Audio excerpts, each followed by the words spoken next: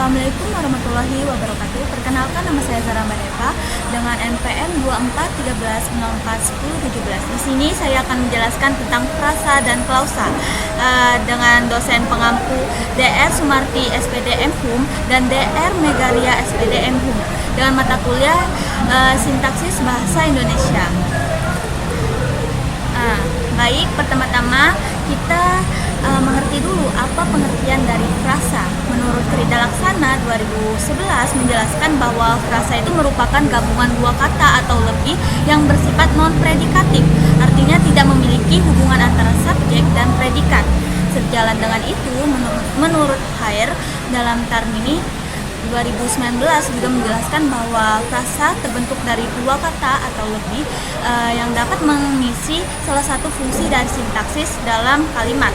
Pandangan ini diperkuat oleh Ramlan 2005 yang menyatakan bahwa frasa merupakan satuan gramatikal yang tidak melampaui batas fungsi unsur klausa. Dengan demikian, frasa dapat dirumuskan sebagai satuan gramatikal yang terdiri atas dua kata atau lebih yang bersifat non-predikatif dan senantiasa menduduki salah satu fungsi dalam kalimat seperti subjek, predikat, objek, lengkap, dan keterangan. Nah, selanjutnya di sini ada pun ciri-ciri dari frasa. Menurut Imam Baihaqi dan Henilia 2022, frasa memiliki beberapa ciri khas yang membedakan dari satuan sintaksis lainnya. Yang pertama itu, frasa merupakan satuan gramatikal yang berada di tingkat lebih tinggi dari sebuah kata, tetapi lebih rendah dari klausa. Artinya, frasa berdiri sendiri sebagai satuan yang bermakna, namun belum membentuk prediksi penuh. Contohnya, rumah besar berada di atas kata rumah atau besar, tetapi belum membentuk sebuah klausa. Selanjutnya adalah frasa bersifat non-predikatif, yang berarti hubungan antara unsurnya itu membentuk struktur subjek dan predikat maupun predikat objek. Contohnya, kue manis hanyalah hubungan antara nomina dengan adjektiva, bukan klausa.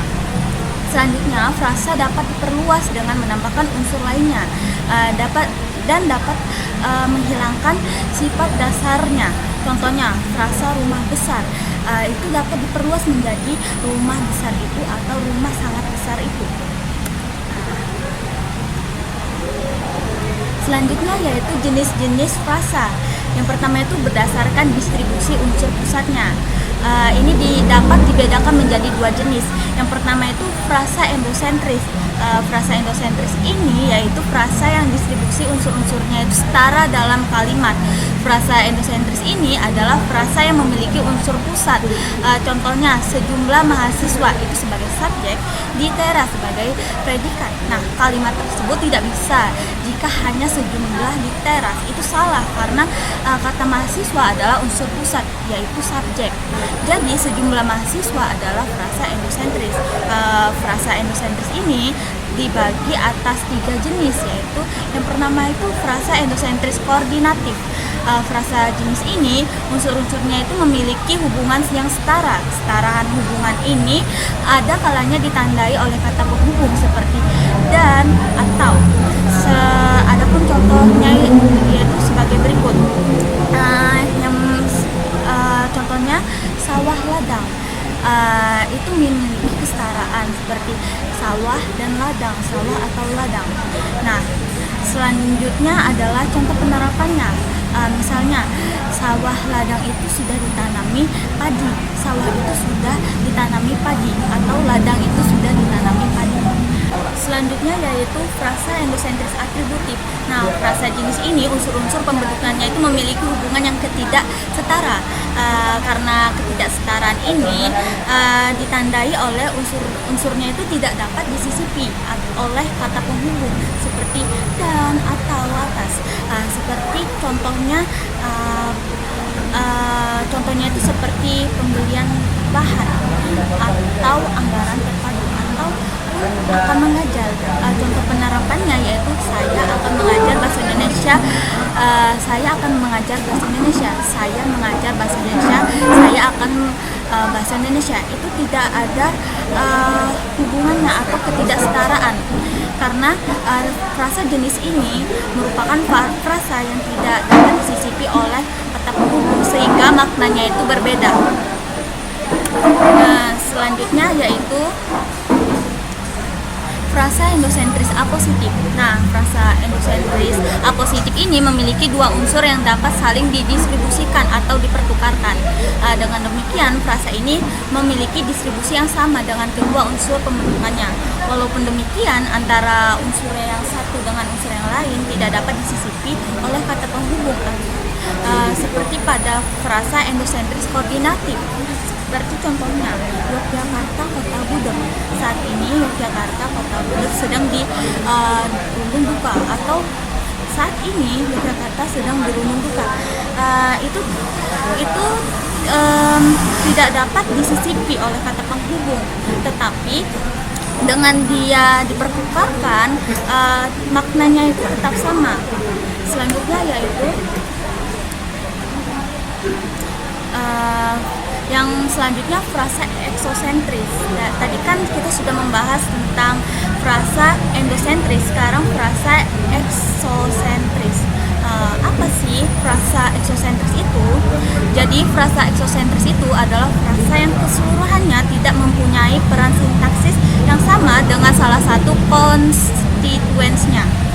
Frasa ini memiliki dua bagian. Yang pertama disebut perangkai yang berupa preposisi atau partikel, dan yang kedua disebut sumbu yang berupa kata atau kelompok kata. Contohnya adalah di teras dari Jakarta agar senang ketika itu jika begitu. Dari kata-kata tersebut, frasa eksosentrisnya itu terletak dari agar, ketika, jika, itu merupakan frasa eksosentris. Selanjutnya yaitu frasa eksosentris ini dapat dikategorikan menjadi dua kategori, yaitu frasa eksosentris direktif dan frasa eksosentris non-direktif. Yang pertama itu kita membahas tentang frasa eksosentris direktif. Kalian pasti tidak asing lagi dengan frasa eksosentris direktif ini. Jadi, frasa eksosentris direktif ini kerap disebut dengan istilah frasa preposisional. Hal ini disebabkan oleh perangkai dalam frasa eksosentris direktif yang berupa preposisi. Frasa eksosentris ini, frasa eksosentris direktif ini adalah komponen pertama yang berupa preposisi seperti di, ke, dan dari. Dari komponen-komponennya itu berupa kata atau kelompok kata. Contohnya, adik bermain di teras, kakak berjalan ke sekolah. Saat ini terjadi banjir di Bali. Itu terletak dalam kata preposisionalnya, seperti di, ke, dan di. Selanjutnya yaitu frasa eksosentris non-direktif. Frasa eksosentris non-direktif ini merupakan komponen pertama yang berupa artikula, seperti kata penghubung si dan sang atau yang, dan para atau kaum. Selain komponen keduanya itu berupa kata berkategori nomina, aktivifa ataupun verbal. Adapun contoh-contohnya seperti si kurus itu, para peserta didik itu, sang pencerah. Dari kata-kata tersebut, frasa eksosentris non-direktifnya itu terletak pada si, para, dan sang. Selanjutnya yaitu jenis-jenis frasa berdasarkan kategori unsur pusat. Ini dapat dibedakan menjadi beberapa jenis. Yang pertama itu frasa nomina. Menurut Setiawan 2011, frasa nomina itu adalah frasa yang berdistribusi sama dengan kata yang berkategori nominal. Dan sejalan dengan itu, menurut Wahida 2021, frasa yang terdiri dari nomina sebagian dasar dan elemen lain seperti aktivifa, verba, numeralia, demonstrativa, pronomina, proposisional. Nah, dalam konstruksi predikatifnya, frasa nominal ini dapat berfungsi sebagai subjek, objek, atau pelengkap. Nah, persamaan dalam distribusi itu dapat dilihat dari contoh-contohnya seperti saya memiliki sepeda baru, saya memiliki sepeda. Nah, frasa sepeda baru itu memiliki distribusi yang sama dengan kata sepeda yang berkategori sebuah nomina atau kata benda.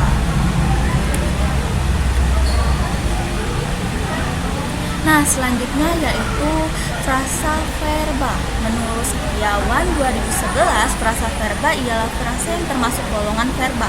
Menurut Krida Laksana 2008, frasa verba ini merupakan frasa endosentris yang berinduk satu, yang induknya itu verba dan modifikatornya itu berupa partikel modal. Sedangkan menurut Wahidah 2021, frasa verbal ini adalah frasa yang terdiri dari gabungan verba dan verba, gabungan verba dan adverbial, atau gabungan verba dengan preposisional, seperti pada kata akan belanja, belajar sebentar, sudah tidur, atau sering jajan, atau suka bernyanyi. Misalnya, contoh penerapan dari kata-kata tersebut seperti Bibi akan belajar ke pasar, Bibi belanja ke pasar, Ade sudah tidur.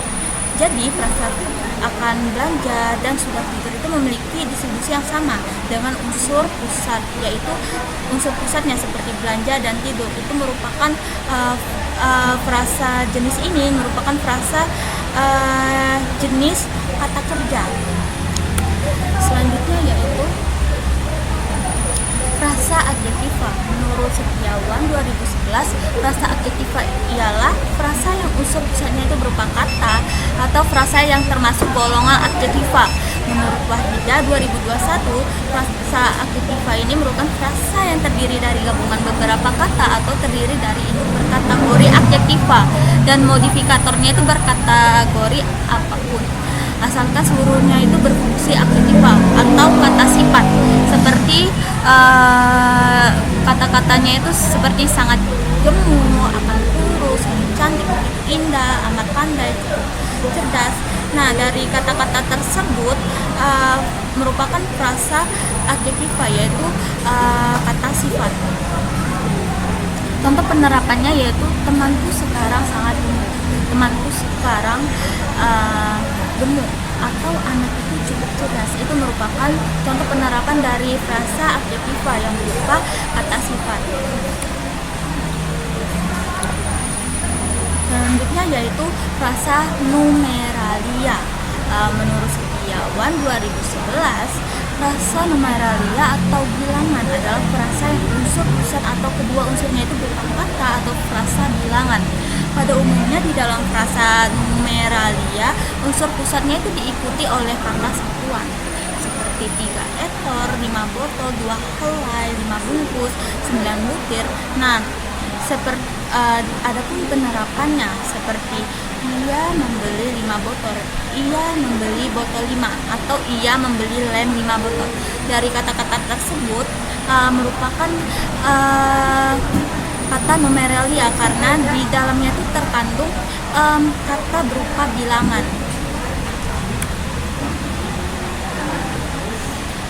Selanjutnya yaitu frasa keterangan. Menurut Setiawan 2011, frasa keterangan ini adalah frasa yang salah satu unsurnya itu berupa kata keterangan atau kata penanda keterangan tertentu, baik yang berkenaan dengan modalitas, cara, alat, tempat, waktu, aspek maupun suasana.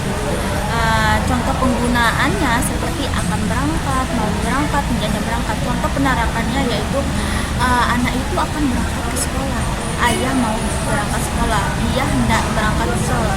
Dari penerapan tersebut, kata keterangannya tuh terletak di akan berangkat, mau berangkat, dan hendaknya berangkat. Nah, selanjutnya yaitu frasa preposisio atau frasa preposisi. Frasa ini adalah frasa yang ditandai dengan kata depan atau preposisi seperti di, ke, dan, dari. Frasa depan ini ditandai dengan kata-kata seperti pada umumnya yang memiliki fungsi sebagai keterangan tempat, baik tempat mereka berada, asal ataupun tujuan. Contohnya yaitu jambu itu dari Bangkok, pesawat itu ke Malaysia, paman di Malang. Dari contoh-contoh tersebut, frasa preposisinya itu terletak di dalam kata dari, ke, di, dari, ya, yaitu merupakan frasa preposisi. Selanjutnya yaitu frasa berdasarkan makna yang dikandung.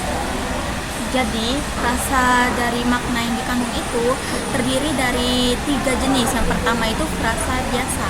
Menurut Andriani 2017, frasa biasa didefinisikan sebagai frasa yang pembentukannya itu memiliki makna yang sesungguhnya. Frasa ini tidak perlu menerjemahkan maknanya lagi karena memiliki makna tersurat yang terkandung dalam sebuah frasa. Misalnya, meja hijau, ya itu berarti mejanya warna hijau, tidak ada makna lagi. Seperti contohnya lagi, anak kecil, berarti ya anak itu masih kecil, itu tidak ada makna lagi. Seperti ini, sepatu merah, berarti sepatunya merah, nggak ada makna lagi selain itu. Nah, selanjutnya yaitu frasa idiomatik. Menurut Andriani 2017, frasa idiomatik ini merupakan frasa yang terdiri dari hasil pembentukannya. Terdapat makna yang baru atau bukan makna sebenarnya. Contohnya meja hijau. Meja hijau itu mengandung makna berbeda dari bukan makna meja itu bukan warna hijau, tetapi ada makna lain seperti pengadilan. Itu mengandung makna pengadilan. Seperti contohnya lagi yaitu makan hati. Makan hati itu bukan orang makan hati, tetapi maknanya itu kesedihan. Adapun contohnya lagi yaitu kambing hitam. Bukan hanya kambing berwarna hitam, tetapi ada makna lain, yaitu seseorang yang disalahkan. Selanjutnya yaitu frasa ambigu. Nah, ambiguitas ini muncul apabila terjadi kesulitan menangkap inti dari sesuatu yang didengar atau dibaca oleh seseorang. Menurut Rismanto 2018, frasa ambigu ini merupakan frasa yang bermakna ganda atau penggunaannya itu tergantung pada kalimat yang menyertainya atau konteksnya. Contohnya, frasa pada kata orang gila. Jika dianalisis, frasa ini bisa diartikan sebagai orang yang kehilangan akal sehat dan bisa juga diartikan sebagai umpatan kepada seseorang ketika merasa kesal. Jadi, frasa jenis ini merupakan frasa yang tergantung pada konteks dia digunakan. Selanjutnya yaitu frasa dalam kata anak manja. Nah, frasa ini bisa diartikan sebagai anak yang dituruti semua kemauannya dan bisa juga diartikan sebagai ungkapan buruk atau ejek-ejekan kepada teman karena terlalu bergantung kepada orang tuanya ataupun orang lain. Jadi itu bergantung pada konteksnya. Selanjutnya yaitu selanjutnya saya akan membahas tentang klausa.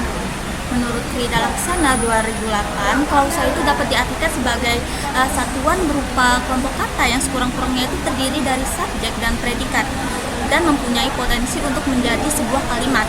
Sedangkan menurut pandangan HR 2014 dalam buku Linguistik Umum menjelaskan bahwa klausa ini merupakan satuan sintaksis yang berupa runtutan kata-kata berkonstruksi predikatif. Artinya di dalam konstruksi itu terdapat sebuah kata atau frasa yang berfungsi sebagai subjek, predikat, dan objek. Berdasarkan pada menurut pakar-pakar para ahli tersebut, dapat disimpulkan bahwa klausa itu adalah satuan gramatikal yang pada dasarnya itu dalam penyusunan kalimatnya itu memiliki pola minimal subjek dan predikat dan menyampaikan satu kesatuan makna yang secara utuh secara sintaksis. Nah, selanjutnya yaitu ciri-ciri dan unsur-unsur klausa. Nah, ciri-ciri klausa ini dapat membedakan satu satuan bahasanya dengan bahasa yang lain. Yang pertama itu ciri-cirinya yaitu setiap klausa itu setidaknya memiliki satu subjek atau satu predikat. Selanjutnya, klausa dapat menjadi kalimat jika diakhiri dengan intonasi yang final.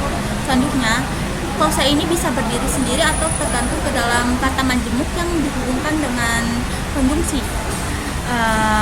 Karena bersifat predikatif, maka klausa itu pasti menyampaikan sebuah makna, informasi, atau aksi tertentu. Yang terakhir yaitu fleksibilitas dalam kreativitas. Artinya, klausa ini bisa dimodifikasi dengan kata keterangan. Selanjutnya yaitu jenis-jenis klausa. Yang pertama itu berdasarkan strukturnya. Nah, jenis klausa berdasarkan strukturnya itu merupakan penggolongan klausa dilihat dari susunan unsur-unsur di dalam klausa itu sendiri. Dengan kata lain, bagaimana klausa tersebut terbentuk dari subjek, predikat, objek, atau pelengkap, dan keterangan.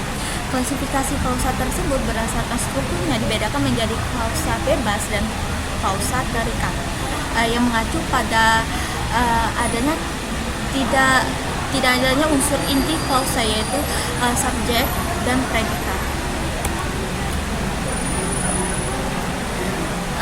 Yang pertama itu klausa bebas. Klausa bebas di sini dapat diartikan sebagai klausa yang mempunyai unsur-unsur pelengkap, sekurang-kurangnya itu mempunyai subjek dan karena itu mempunyai potensi menjadi kalimat mayor.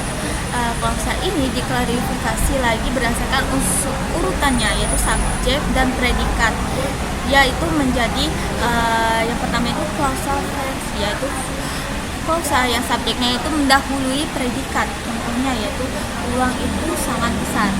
Itu terdiri dari subjek dan predikat. Yang kedua itu klausa interversi. Disebut juga klausa interversi ini karena klausanya itu yang predikatnya itu mendahului subjek. Contohnya itu sangat besar uang itu. Itu kan mendahului subjek, yaitu predikat dulu baru subjek. Selanjutnya yaitu klausa terikat. Nah, klausa terikat di sini adalah klausa yang memiliki struktur tidak lengkap, yang artinya itu sebagai klausa yang tidak semua unsur intinya itu hadir. Yang muncul di sini biasanya hanya unsur subjeknya atau predikatnya saja, sedangkan unsur intinya yang lainnya itu dihilangkan. Unsur predikat dan kemungkinan unsur lainnya seperti objek atau keterangan itu tetap ada. Contohnya sudah pergi dari tadi siang. Itu terdiri dari predikat, keterangan, dan waktu. Subjeknya itu tidak ada, tetapi ada predikat sudah pergi dan keterangan waktu, yaitu dari tadi siang. Selanjutnya yaitu, adapun klausa berdasarkan unsur segmental. Menurut Abdul Khair 2014, berdasarkan kategori unsur segmental ini menjadi predikatnya itu dapat dibedakan dengan adanya klausa verbal, klausa nominal, klausa adjektival, klausa adverbia, atau klausa preposisional. Yang pertama itu klausa verbal. Nah, klausa verbal ini adalah klausa yang predikatnya itu berkategori verba. Misalnya, klausa nenek mandi, sapi itu berlari, dan matahari terbit. Nah, kemudian sesuai dengan adanya berbagai tipe verba.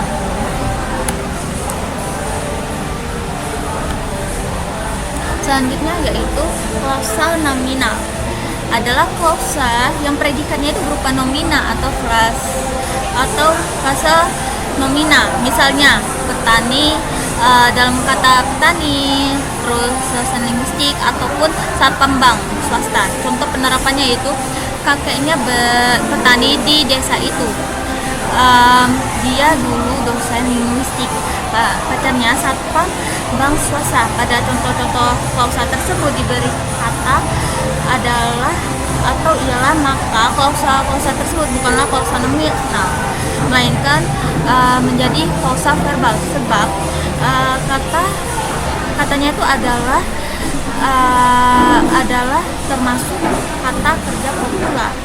Dari kata-kata kopula ini tidak bersifat wajib karena subjek dan predikatnya itu tidak hanya berupa kata atau frasa sederhana, sebab dengan bantuan intonasi kata subjek dan predikatnya itu sudah dapat diketahui.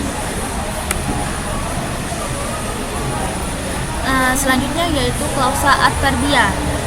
Klausa adverbia ini adalah klausa yang predikatnya berupa adverbial, misalnya klausa pada kata bandelnya teramat sangat. Dalam bahasa Indonesia, klausa adverbial ini tampak sangat terbatas sejalan dengan jumlah kata atau frasa adverbial yang memang tidak banyak. Contohnya, bandelnya teramat sangat. Bentuk dari struktur dan strukturnya itu dari subjeknya itu pada kata bandelnya berasal dari kata nomina bandel yang diberi sufiknya bersifat sebagai subjek atau tema yang dibicarakan. Selanjutnya yaitu predikat. Teramat sangat merupakan verba adverbial, yaitu gabungan dua adverbia, teramat dan sangat, yang berfungsi sebagai penegas tingkat intensitas. Nah, selanjutnya yaitu klausa preposisional. Klausa preposisional itu adalah klausa yang predikatnya berupa frasa yang berkategori preposisi. Umpamanya, pada contoh-contoh, nenek di kamar, dia dari Medan, dan kakek ke Pasar Baru. Dalam bahasa Indonesia, ragamnya itu tidak baku. Klausa preposisional ini cukup produktif, tetapi dalam ragam baku. Konstruksinya ini dianggap salah. Dalam ragam bahasa Indonesia, baku ketiga klausa di atas akan disusun menjadi nenek ada di kamar, dia datang dari Medan, dan kakek pergi ke Pasar Baru. Jadi klausa-klausa ini tidak diberi verba ada, datang, dan pergi. Kalau begitu, maka klausa ini bukan lagi klausa preposisi, melainkan klausa verbal yang dilengkapi dengan kata keterangan. Selanjutnya yaitu klausa numeral. Klausa numeral ini adalah klausa yang predikatnya berupa kata atau frasa numeralia. Misalnya, gajinya 5 juta sebulan, anaknya 12 orang, dan tasinya 8 buah. Dalam bahasa baku, konstruksi klausa numeral itu dianggap salah. Yang benar ialah kalau contoh-contoh di atas itu dibentuk menjadi gajinya adalah 5 juta sebulan, anaknya adalah 12 orang, dan taksinya ada 8 buah. Dengan demikian, karena katanya itu adalah dan ada karena katanya itu termasuk verba, maka klausa tersebut sebenarnya juga bukanlah klausa numeral, melainkan klausa verbal. Nah, baik, mungkin cukup dari saya ucapkan terima kasih. Lebih kurangnya saya mohon maaf jika ada kesalahan saya manapun. Baik, saya tutup. Wassalamualaikum warahmatullahi wabarakatuh.